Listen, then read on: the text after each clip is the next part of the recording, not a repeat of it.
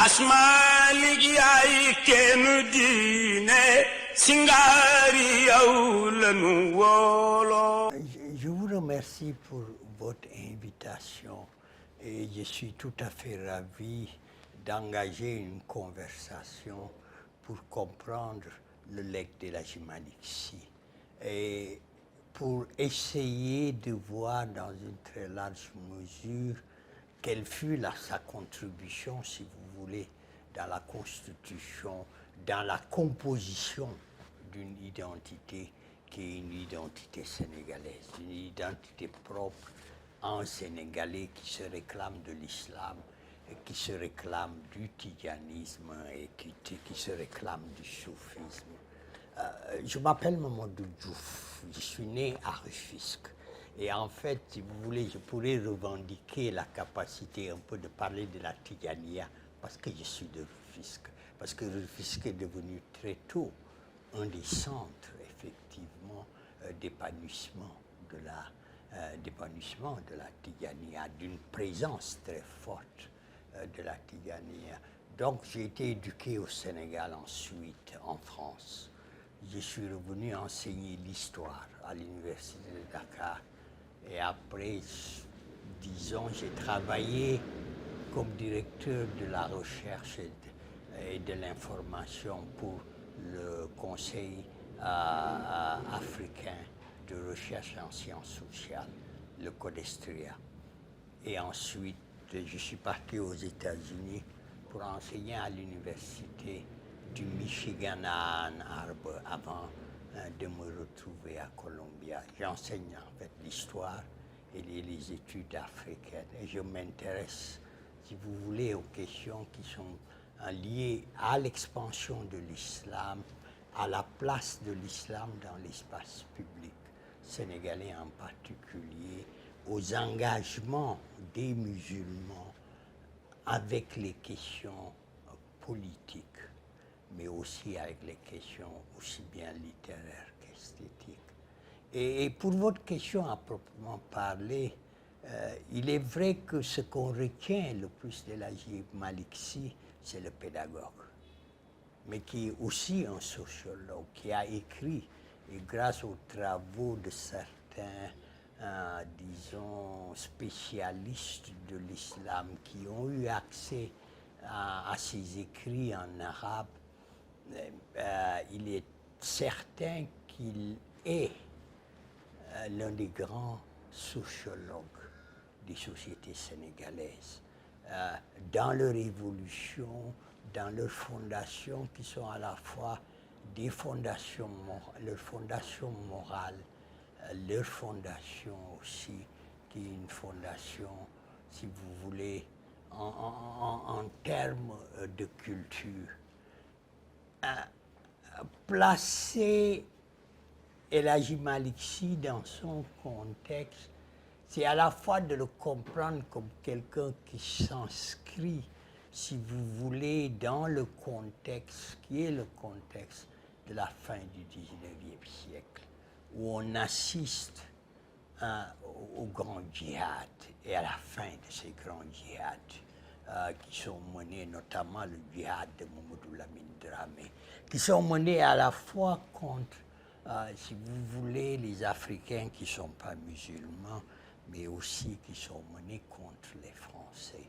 Et l'intérêt de comprendre ce contexte, c'est de voir les évolutions qui sont des évolutions liées à une nouvelle compréhension de l'islam, à une nouvelle compréhension des leçons de l'islam. Parce que la violence qui est liée au djihad dans cette région, qui sont des djihads qui commencent à la fin du XVIIe siècle et qui se poursuivent jusqu'à la fin du XIXe siècle, sont liées à ces violentes batailles, qui sont des batailles entre des sociétés islamisées et non islamisées, mais aussi entre les sociétés islamisées et, disons, la France en expansion. Donc, et la défaite des forces de l'islam militant consacre l'émergence, si vous voulez, d'une nouvelle génération, nouvelle génération d'érudits musulmans qui se fixent, si vous voulez, la mission de diffuser l'islam, la mission de convertir, mais aussi la mission de pacifier les sociétés, de sortir, si vous voulez, de l'ordre de la guerre pour entrer dans l'ordre, disons, de la paix. Et c'est là où on assiste à une réinterprétation même de la notion de djihad. On assiste à une transformation qui met l'accent sur l'éducation, sur éduquer les musulmans. Éduquer les musulmans pour qu'ils comprennent leur religion. Et l'Hadj Malik, c'est ce moment. L'émergence des grandes confréries, c'est ce moment.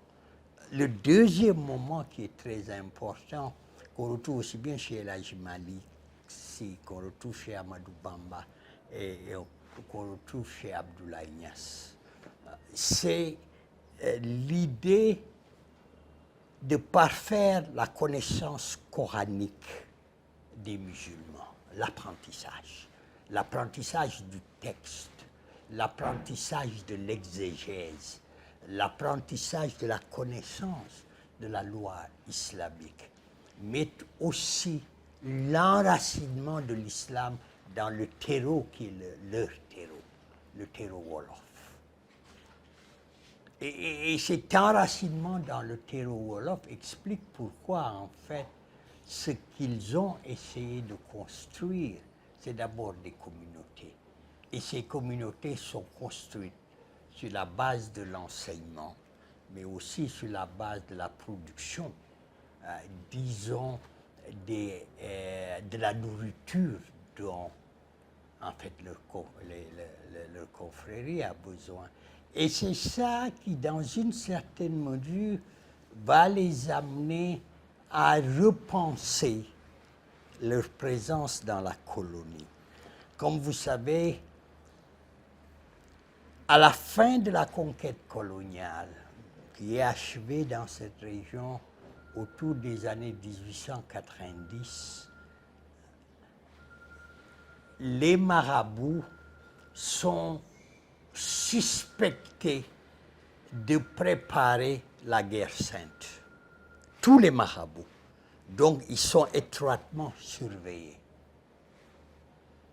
Et cette surveillance a des conséquences très importantes dans le travail de prosélytisme. Et ce qui est intéressant, c'est que, en fait, la colonie ne va changer de position vis-à-vis des marabouts qu'après la Première Guerre mondiale. Et en fait, cette réorientation administrative va donner aux marabouts justement cette possibilité de déployer, disons, leur démarche qui est la démarche, disons, de recrutement. Mais aussi, ils ont une énorme attraction, ils exercent une énorme attraction sur les masses parce que leur espace est un espace pacifié. Et l'Hadj Malik va aller plus loin pour éviter, pour lever, en fait, le regard suspect que les colonisateurs portaient sur les musulmans. Par exemple, on sait que quand il était à Saint-Louis, en fait, à un certain moment, les colons lui avaient refusé de pouvoir faire son wazifa. Et les Tidianes ont été obligés de compter sur, justement, Ahmed Gorée Diop, ce traitant qui avait, disons, la mosquée Minbar, et c'est lui qui va leur dire d'aller faire, d'utiliser sa mosquée pour faire le wazifa. La wazifa qui a joué un très grand rôle dans la constitution de l'identité tidiane, dans les villes. Et j'ai l'impression que El Hadji Malick avait une telle compréhension qu'il savait que la wazifa serait l'exercice par lequel les Tidianes vont continuer à se regrouper, et même dans la ville coloniale. Et ils décident, pour lever la suspicion, de s'installer à Tivaouane, dans une escale coloniale, pour être visibles et montrer aux Français qu'ils n'étaient pas en train de préparer un djihad. Mais en s'installant là, ils se donnaient les moyens d'utiliser les infrastructures de l'espace colonial. Ils se donnaient les moyens d'attirer les fonctionnaires et les gens qui travaillaient dans l'armature administrative coloniale. Et ils créaient des écoles. Par la création d'écoles, par la création de mosquées, par la pratique du wazifa, ils créaient à l'intérieur du système colonial, ils créaient des espaces qui étaient des espaces musulmans et des espaces de floraison, si vous voulez, du travail de l'islam. Et c'est ça qu'il a fait. Il a formé des gens, il a créé des écoles dans toutes les villes coloniales. Et c'est comme cela qu'il a été capable effectivement de tourner la Tijaniya en une confrérie urbaine. Et ce qui est intéressant quand on lit, disons, El Hadji Malick Sy en relation avec, si vous voulez, le plus vieux de ses petits-fils, qui était Serigne Moustapha Sy Djamil, ce qui est intéressant, c'est cette continuité qu'on voit dans l'investissement dans l'espace urbain. Et c'est par la manière dont, en fait, il a envoyé des éducateurs dans toutes les principales villes du Sénégal et de les attirer et d'attirer leurs enfants et de multiplier les écoles coraniques. Et cette multiplication des écoles, il est assez étonnant de voir que dans la plupart des grandes villes sénégalaises, c'est encore les descendants de ces familles envoyées par El Hadji Malick qui continuent à assurer l'imama et qui continuent à être présents dans les quartiers et à enseigner. Moi j'ai eu, disons, un oncle qui était le mari de ma cousine, et qui est en fait de la famille d'ici, et dont les ancêtres sont arrivés à Rufisque pour enseigner, envoyés par El Hadji Malick, qui est la famille d'El Hadji Mbaye Bassi. Et ce sont des gens qui ont joué un rôle et qui continuent de jouer un rôle essentiel dans la diffusion du Coran. C'est aussi toute la famille d'El Hadji Boussao, qui a été un personnage central, disons, de la Tijaniya, et qui était, si vous voulez, quelque part le grand marabout de Rufisque. Et il y a eu aussi des marabouts formés à Tivaouane qui ont vraiment s'approprier et comprendre ce qui s'est passé.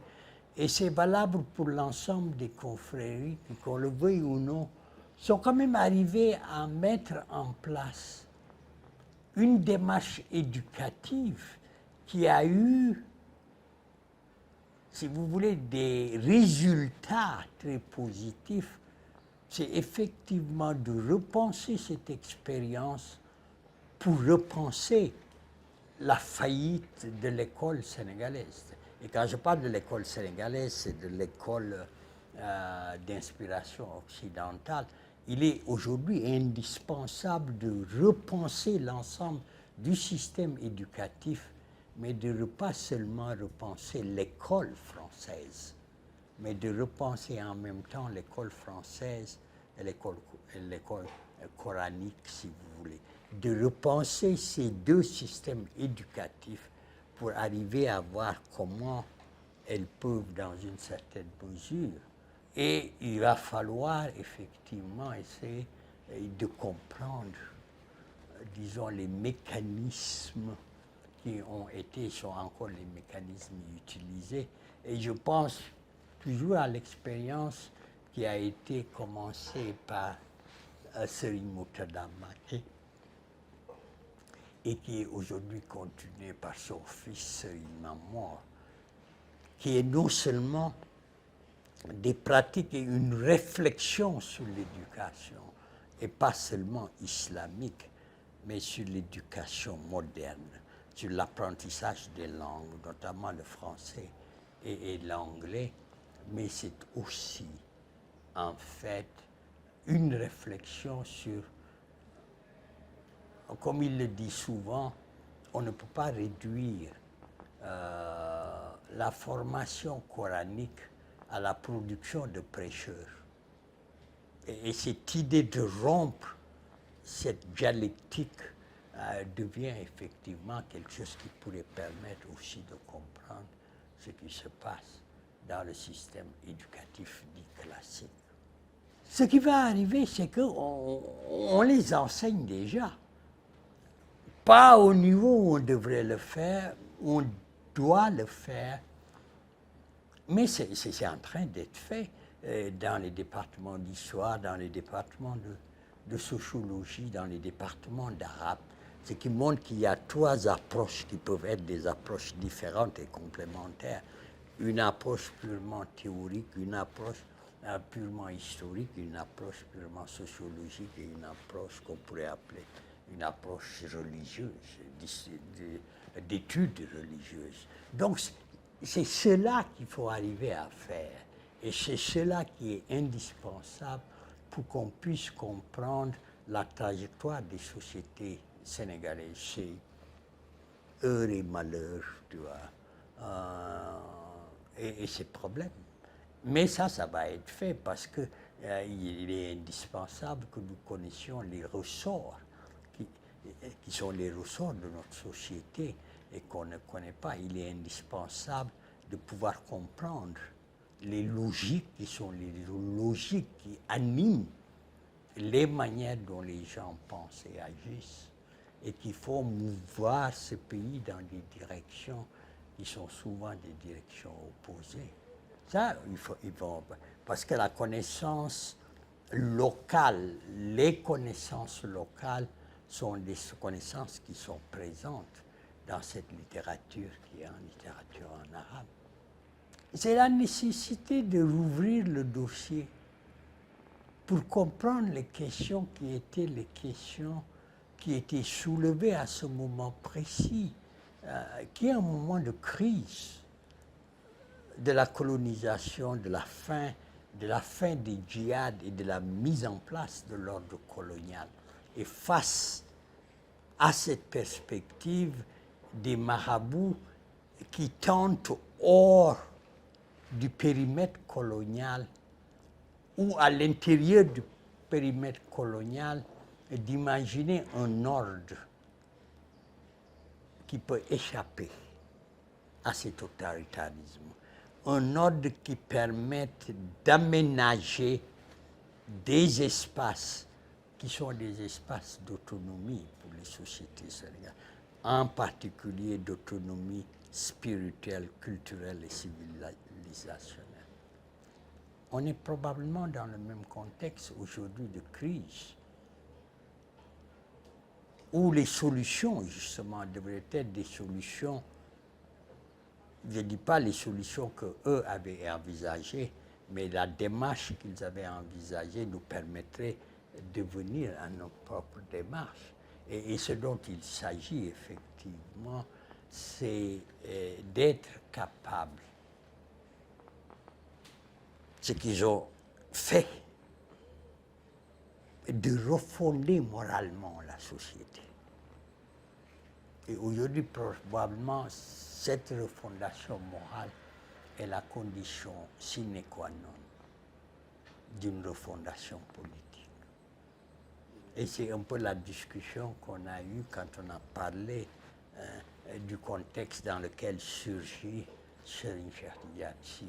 C'est-à-dire aujourd'hui la nécessité de la refondation telle qu'elle telle qu'elle se présente aux chefs confrériques au début du XXe siècle, c'est cette nécessité de la refondation morale à laquelle nous faisons face aujourd'hui, à la fin des 2 premières décennies du XXIe siècle. Merci. Merci, je vous remercie de m'avoir donné l'occasion d'engager cette conversation, qui est une très riche conversation avec vous, comme d'habitude.